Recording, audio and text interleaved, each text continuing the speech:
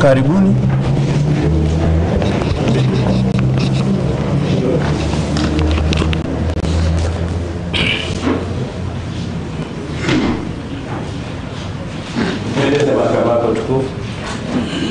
Mheshimiwa Hakimu Mkazi Mkuu, naitwa Nasoro Katunga, wakili wa serikali mkuu. Nasaidiana na Tawabu Isa, wakili wa serikali mwandamizi. Jobu Mrema, wakili wa serikali mwandamizi. Subiri.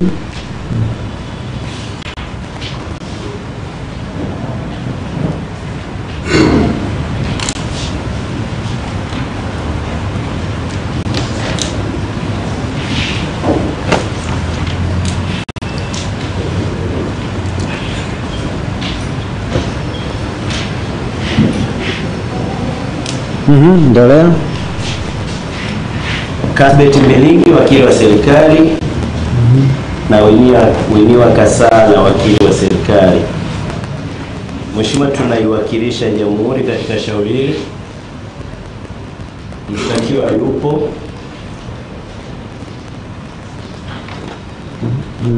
Na Mheshimiwa, shauri inakuja kwa ajili ya kutajwa. Mshtakiwa yupo. Ndipo tayari.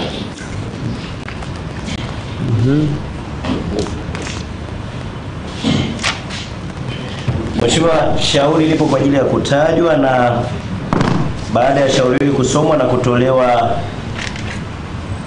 maoni ya sheria ya legal opinion, ndipo sasa kwenye hatua ya kuamuliwa. Sasa uko kwenye hatua ya uamuzi wa kushtaki au kutokushtaki. Kwa Mheshimiwa, tuko tunaomba tarehe nyingine tuje tuiambie mahakama ni nini kimeamuliwa.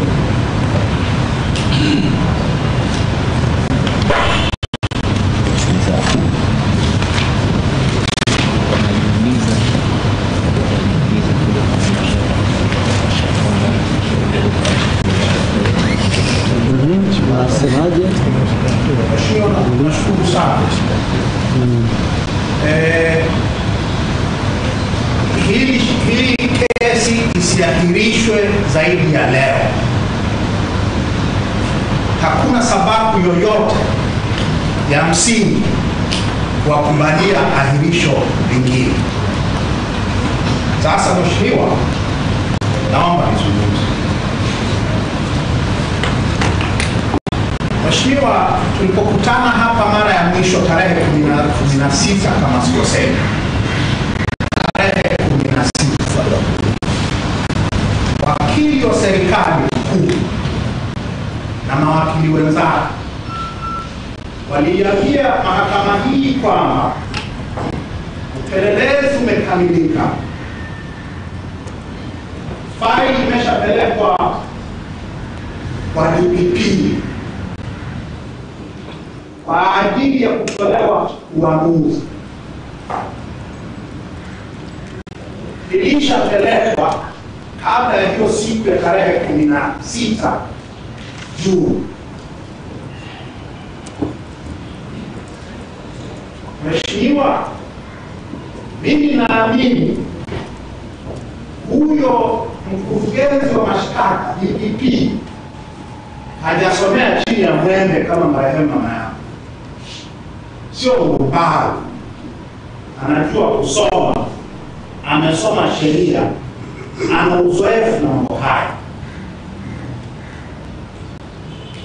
Inamchukua muda kiasi gani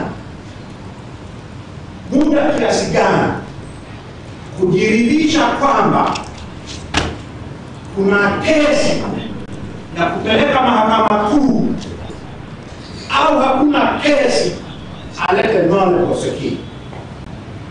Inachukua muda gani mkurugenzi wa mashtaka ambaye ana sifa zile zilizotajwa katika katiba hii, mwanasheria aliyefanya kazi ya sheria kwa muda usiopungua miaka 15 kama sasa, inachukua muda gani kusoma faili la kesi hii ili aiambie mahakama yako kwamba una ushahidi wa kutosha apeleke information mahakama kuu, au hakuna ushahidi aikie nole, alete nole mahakama. Sasa mheshimiwa, nataka nizungumze kidogo juu ya sheria.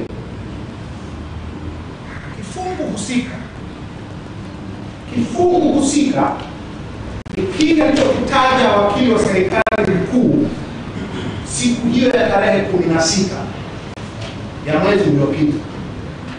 Kifungu cha 245 cha sheria ya mwenendo wa jinai, kifungu kidogo cha 4 na kifungu kidogo cha 5.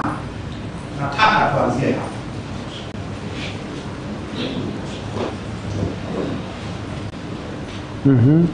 Mheshimiwa, kifungu kidogo cha 4 cha 245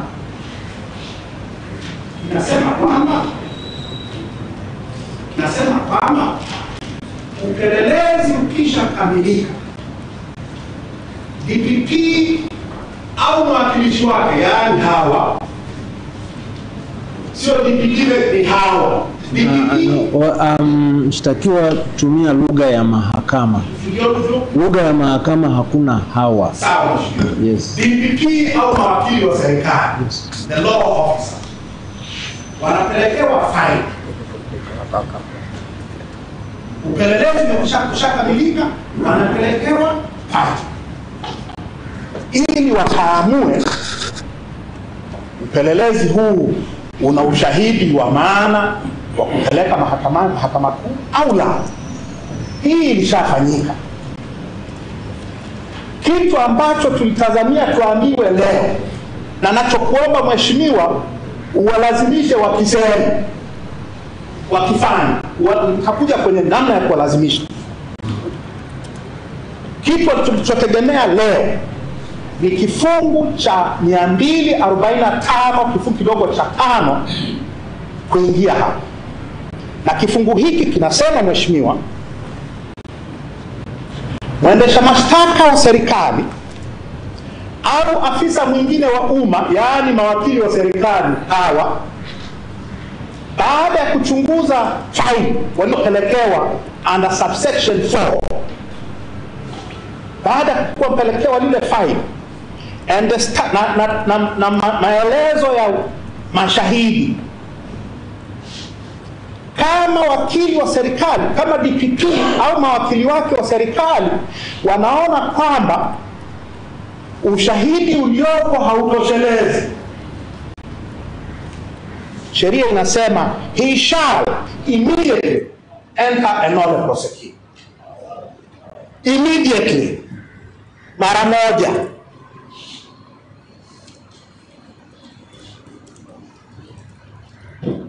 Hiyo ni option ya kwanza ambayo tulitegemea watuambie hapa leo.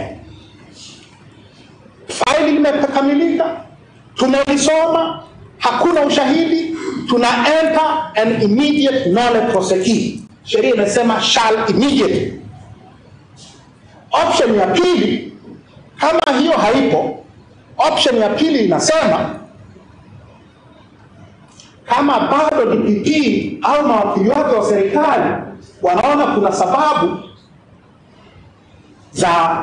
za ushahidi zaidi kutafutwa, kama wana reason to believe that additional evidence, additional investigation may change the position, then wakaomba ahirisho na wakaomba muda wa further investigations. They only have two options: enter an immediate nolle prosequi au omba mkafanye upelelezi zaidi. Those are the only two options they have under the law. Faili haliwezi likasomwa kwa mwezi mzima na ofisi ya DPP na mawakili wake wote.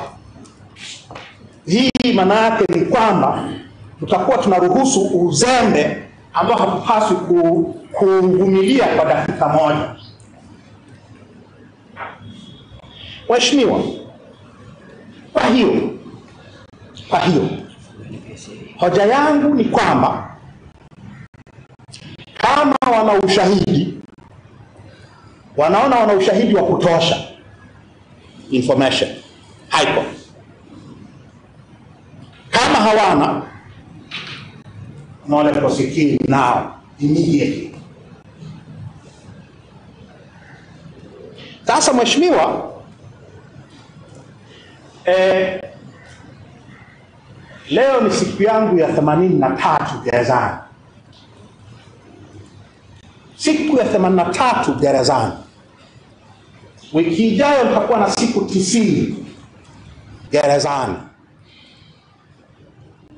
Sasa mheshimiwa, kuna watu hawaelewi, kwa watu wasioelewa wanafikiria kwamba hii ni kesi ya kwanza ya uhaini nchi hii. Hii sio kesi ya kwanza ya uhaini nchi hii. Tuna mifano ya kesi za uhaini nchi hii, na tuna mifano ya namna ya kesi za uhaini zinazopelelezwa na zinavyoendeshwa. For they should not behave as if this is the first treason case in this country. Mheshimiwa, kesi ya kwanza ya uhaini katika Jamhuri ya Muungano wa Tanzania ilifunguliwa miaka 55 iliyopita.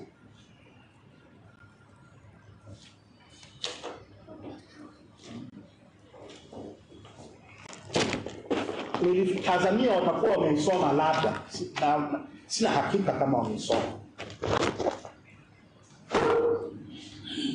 Kesi ya kwanza ya uhaini mheshimiwa, na iliandikiwa mimeograph pamphlet na chuo kikuu Faculty of Law of University of Dar es Salaam, my alma mater, I'm proud to say. Tanzania's first treason trial kwenye mahakama kuu ilikuwa criminal case number 685 of 1970. Na kwenye 1970 criminal case number 685 of 1970. Na Sessions case, criminal Sessions case number 103 of the same year. Chief Justice Telford Georges. Na kwenye mahakama ya rufani ya Afrika Mashariki mheshimiwa, kwenye mahakama ya rufani kesi hii iko reported. Inaitwa Gray Kumbu Matata na wenzake dhidi ya Jamhuri 1971 EA 495.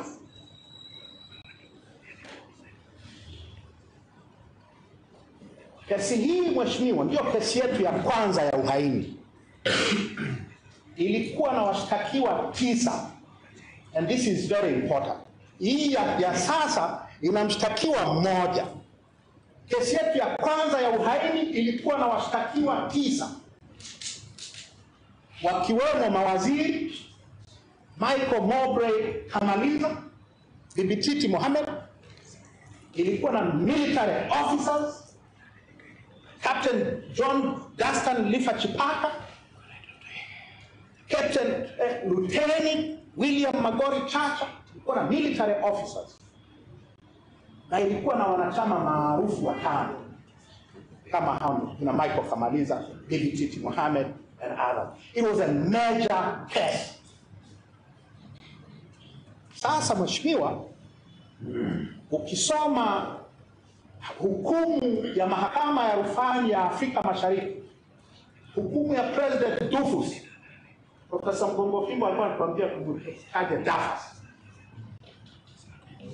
President Dafus au Dufus alisema kwenye ukurasa wa 495, hii kesi kubwa hii kwenye mahakama kuu katika hatua zake zote, from committal to high court to court of appeal of East Africa, ilichukua miezi 6 na siku 17. Miezi 6 na siku 17 between the time the accused persons were arrested in April of 1970 and the time the Court of Appeal of East Africa decided the appeal. Miezi 6 na siku 17. Ilikuwa na washtakiwa 9. Matukio yaliyokuwa yanalalamikiwa ya uhaini yalifanyika mengine Uingereza. Oscar Kambona alikuwa Uingereza. Mengine yalifanyikia Kenya. Hawa na Vei Mataka na wenzao walikuwa wanaenda Kenya kwenda kupanga njama za kupindua serikali na kumuua Nyerere. Na nyingine ilifanyikia Dar es Salaam. It was a complicated case. Between the arrest of the accused persons and the Court of Appeal decision, it took 6 months and 17 days. Hii kesi mheshimiwa, kama hiyo kesi kama ingekuwa leo, ingechukua miaka 20 kwa utaratibu huu. But it took 6 months. Kwa sababu watu walikuwa wanafanya kazi. Kwa sababu watu walijua kwamba katiba yetu inasema uhaini, ibara ya 28, ibara ya 28 ibara ndogo ya 4, uhaini kama unavyofafanuliwa na sheria utakuwa ni kosa la juu kabisa dhidi ya Jamhuri ya Muungano. People took treason seriously. Hawa mawakili wa serikali mheshimiwa have not taken this case seriously at all. Tunamaliza miezi 3 hatujaanza. Ile kubwa ilichukua miezi 6 na siku 17 kumalizia kwenye Court of Appeal because people wept.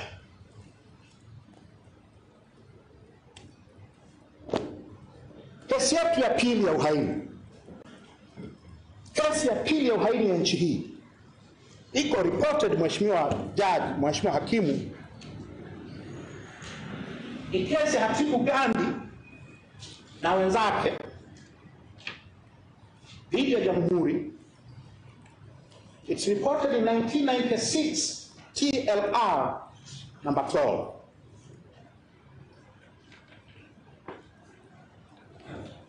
Ilikuwa na washtakiwa 19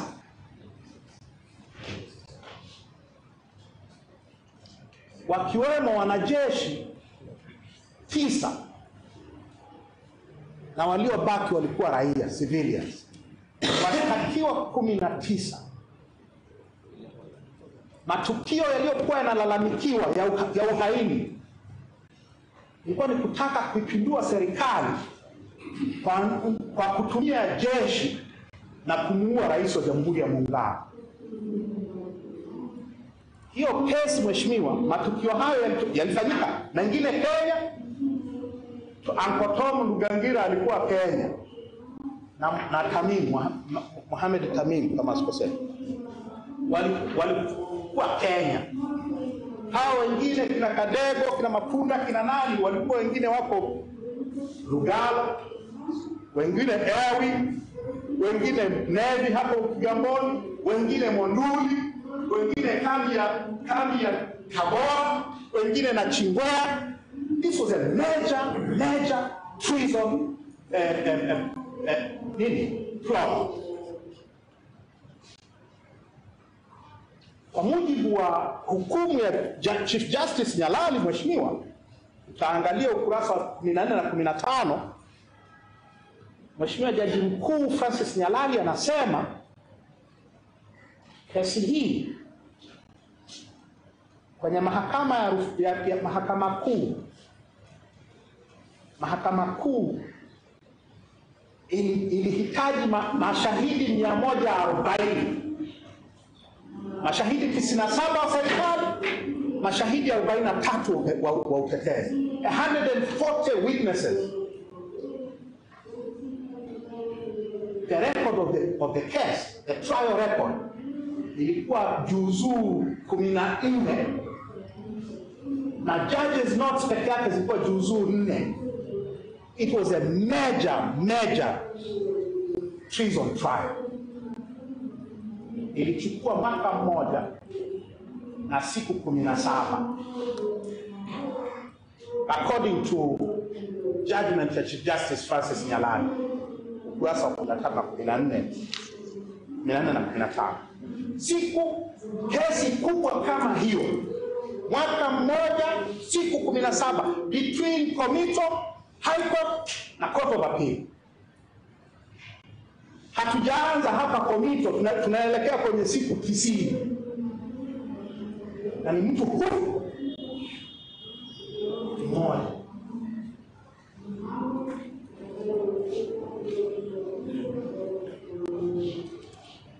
Kama ingekuwa hivyo leo, kesi ya aina hiyo, mheshimiwa, wewe ungeritaya, mimi ni pengine ningekufa, bado hawa wanatuambia tuahirishe, ama maafisa wa serikali hapa kwa utaratibu huu.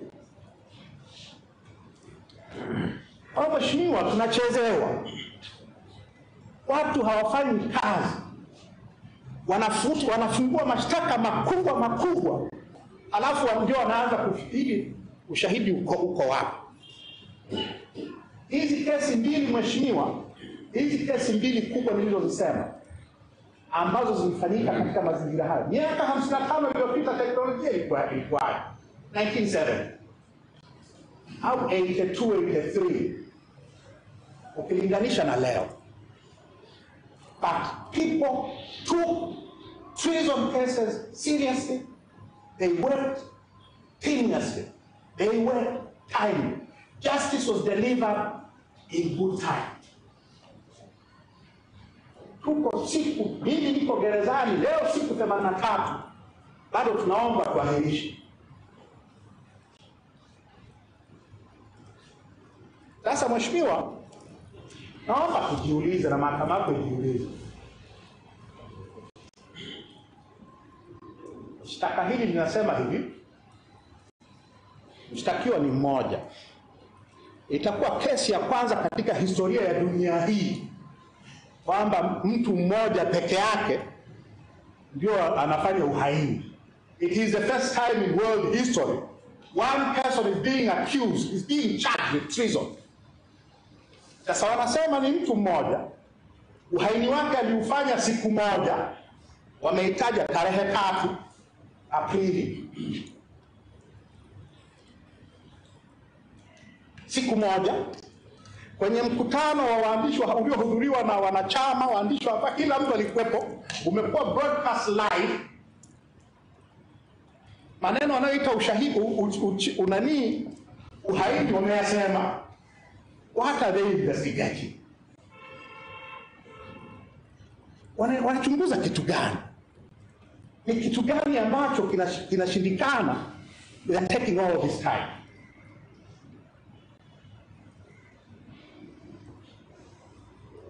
Na mheshimiwa,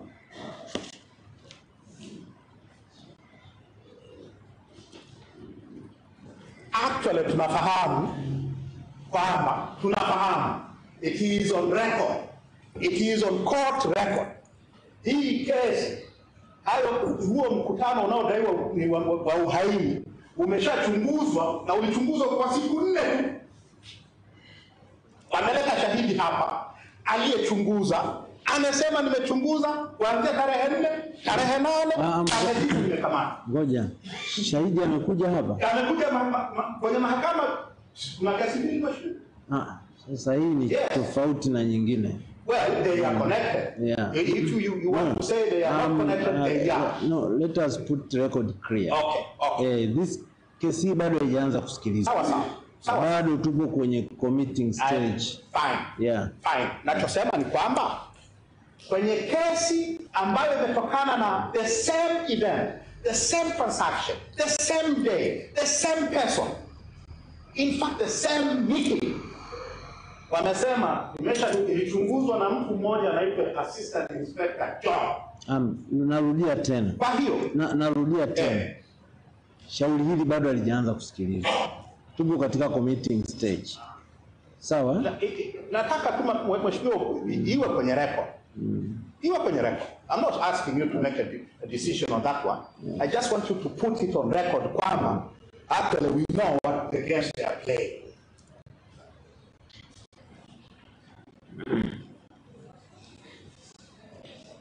Imechunguzwa siku 4. Ndio maana tarehe 9 nikakamatwa na tarehe 10 nikashtakiwa hapa. Kwa hiyo wanayosema ya miezi 3 baadaye, hii ni nini kama sio abuse of the court process?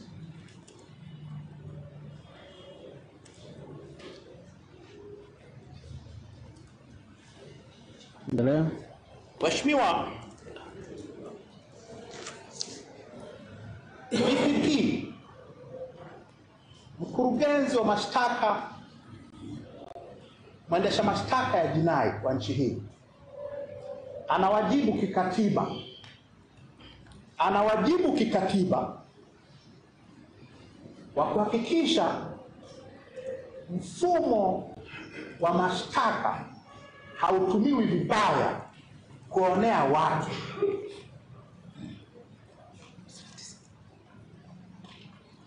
Hautumiwi vibaya kuonea watu.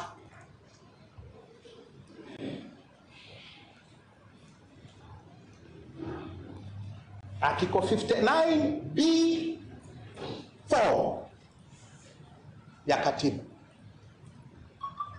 Katika kutekeleza mamlaka yake, mkurugenzi wa mashtaka atakuwa huru, hataingiliwa na mtu yeyote au na mamlaka yote, na atazingatia mambo yafuatayo: A, nia ya kutenda haki; B, kuzuia matumizi mabaya ya taratibu za utoaji haki; na C, maslahi ya umma.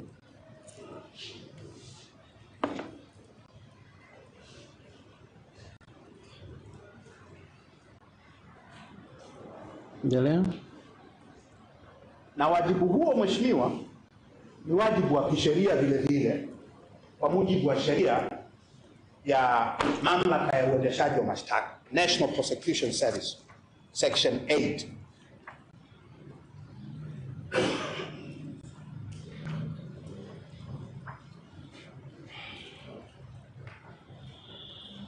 In the exercise of powers and performance of his functions, the director shall observe the following principles, namely: A, the need to do justice, the need to prevent abuse of the legal process, and the public interest. Kama kesi kubwa za uhaini zilitumia miezi 6 na siku 17 miaka 55 iliyopita,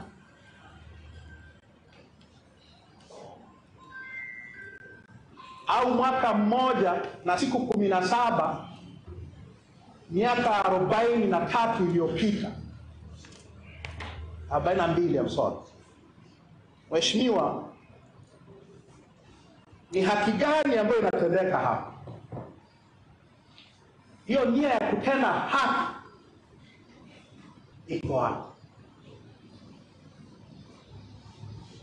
Siku 90 hatujaanza, bado tunaombewa ahirisho.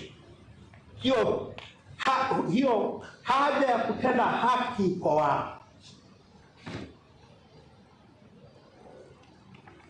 Hiyo haja ya kuzuia matumizi mabaya ya mfumo wa kimahakama, mfumo wa mashtaka iko wapi? Na ni maslahi gani ya umma yako hapa? Maslahi gani ya umma yanayo justify uzembe wa aina hii? Uzembe.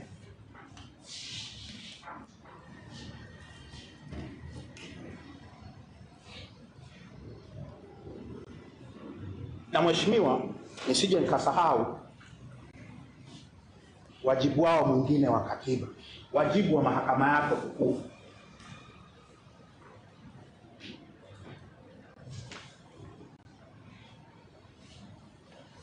Ibara ya 107 capital A ibara ndogo ya pili B. Yes. Katika kutoa uamuzi wa mashauri ya madai na jinai kwa kuzingatia sheria, mahakama zitafuata kanuni zifuatazo, yaani B, kutochelewesha haki bila sababu ya kimsingi.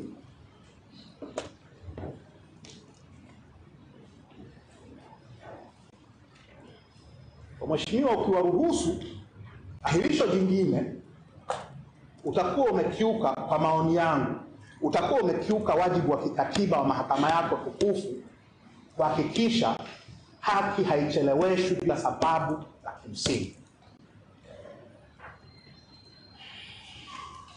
Kwa hiyo tunafanyaje? Kitu gani naiomba mahakama yako tukufu ifanye?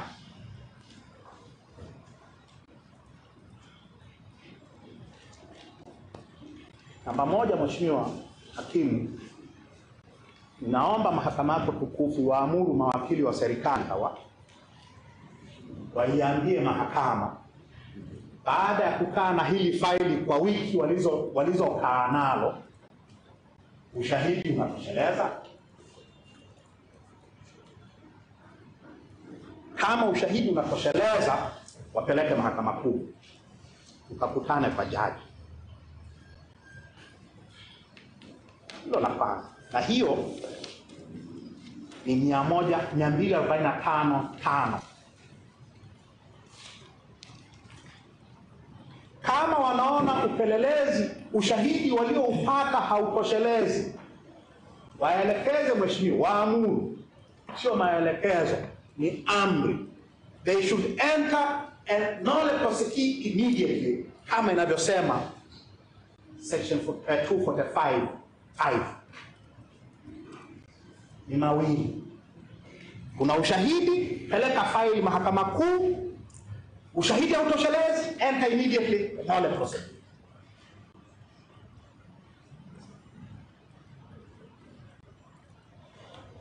Sio ahirisho lingine.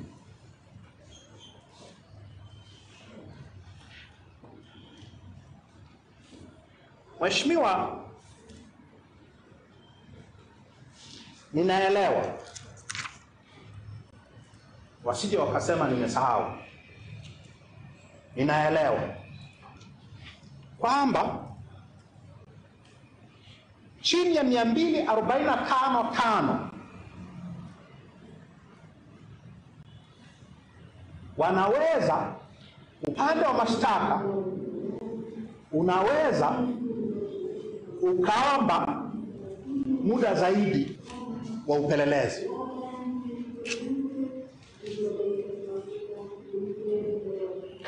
Kama ushahidi walionao hautoshelezi, wana uwezo chini ya 245(5) ya kuomba muda zaidi wa upelelezi.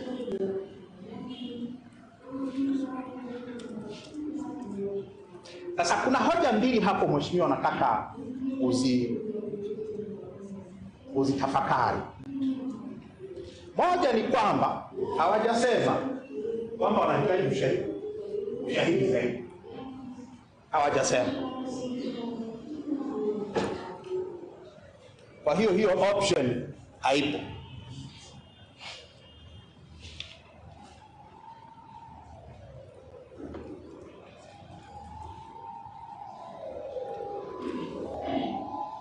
Hawajasema. Kwa hiyo tunarudi kwenye option zile, either an immediate nolle prosequi or information to the High Court.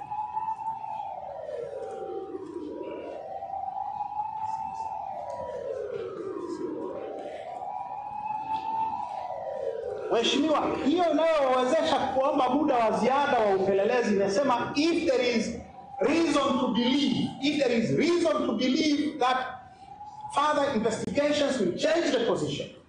Kama kuna sababu za kuamini kwamba upelelezi zaidi utabadilisha hiyo hali ya kutokuwa na ushahidi wa kutosha, then wanaweza wakaomba ahirisho, na nimesema hawajaomba.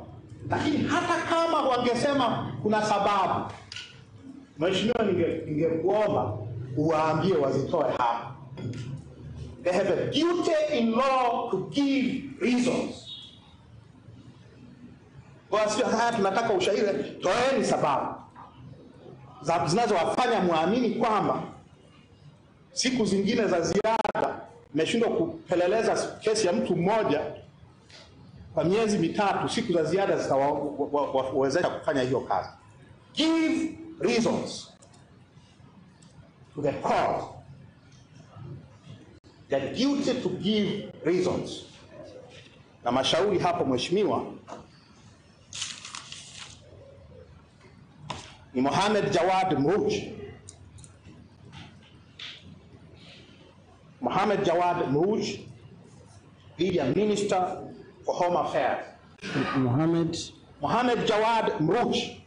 Jawad. Yes. J-A-W-A-D. Yes. Mruj ni M-R-O-U-C-H. Versus the Minister for Home Affairs. 1996 TLR 142. Mr. Justice Makanja. 142. Na kesi ya pili Mheshimiwa ni Tanzania Air Services Limited versus the Minister for Labor and others. Dia tena. Tanzania Air Services Limited versus Minister for Labor and others, and two others, 1996 TLR 217. Jaji Kiongozi Barnabas Albert Samata.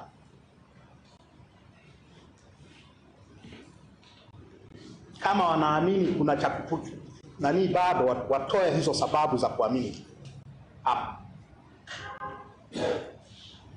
Kwa Mheshimiwa, naomba nimalizie. Na naomba nimalizie kwa kusema Mheshimiwa, usiruhusu tena ahirisho lingine.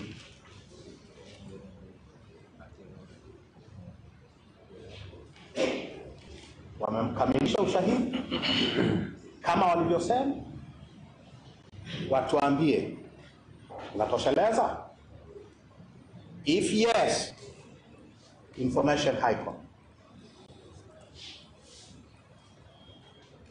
Kama ushahidi haujakamilika na hawajaomba kuendelea kupeleleza, enter immediately and nolle prosequi.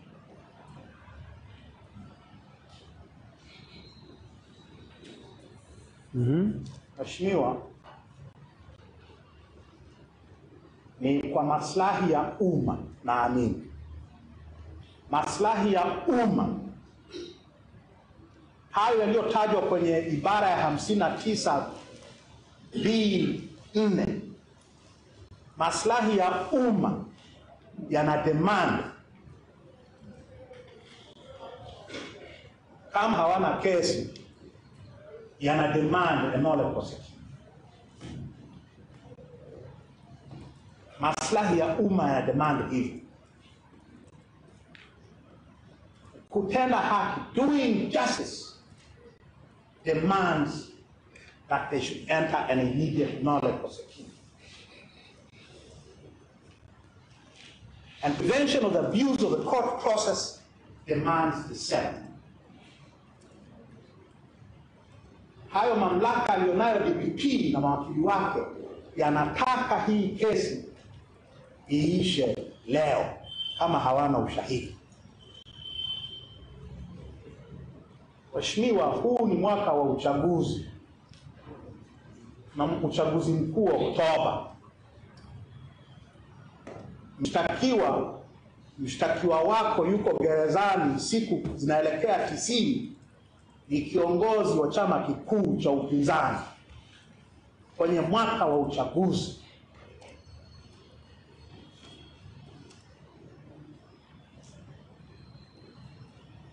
Sheria ya vyama vya siasa inasema hata kama msajili wa vyama vya siasa na mamlaka ya kufuta au kusimamisha chama kwenye mwaka wa uchaguzi hawezi. Kwenye mwaka wa uchaguzi hawezi akafanya hivi. Kupe sheria.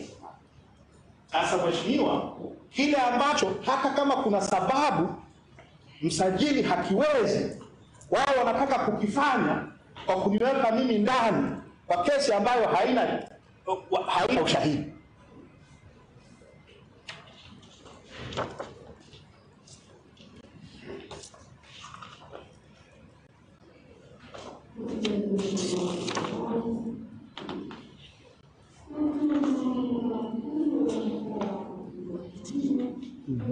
Kaka nikupe hiyo provision mheshimiwa.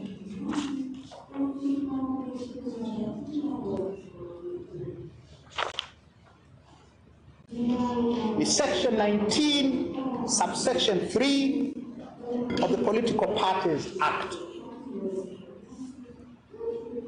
Notwithstanding powers of the registrar to cancel registration of a political party, the registrar shall not cancel registration of a political party if the period during which the general elections would be held does not exceed 12 months. Hawezi msajili hata kama ana sababu, hana mamlaka ya kutuzuia kushiriki uchaguzi mkuu.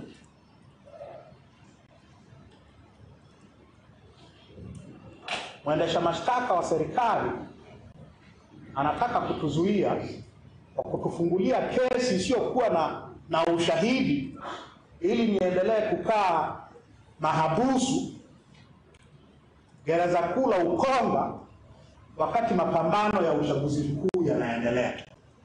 That is the classic abuse of the court process. Usimruhusu.